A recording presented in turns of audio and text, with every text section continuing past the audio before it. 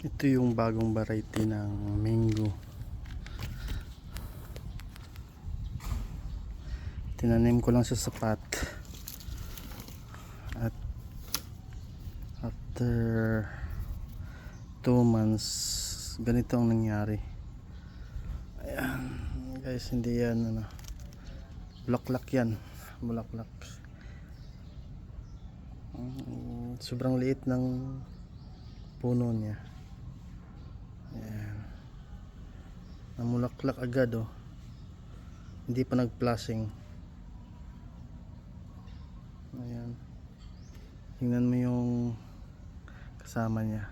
Sobrang laki na. Ayan. Sobrang laki na. Pero siya yung kakaiba kasi ibang variety itong puno ng mangga. Ibang variety ito. Ito yung tinatawag na apple mango. Ayan. Gulat ako guys, instead mag-flashing, ganito yung nangyari. Ayan.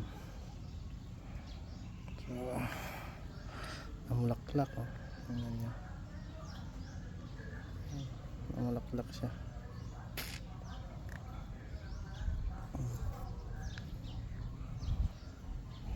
Bagong yan.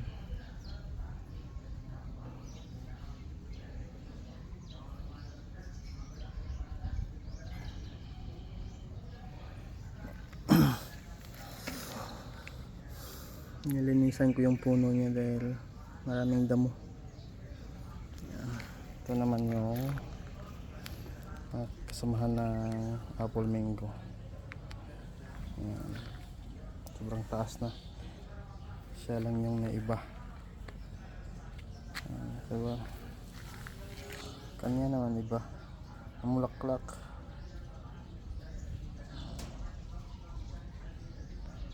Guys, hindi ito scam ha. Bulaklak talaga ito.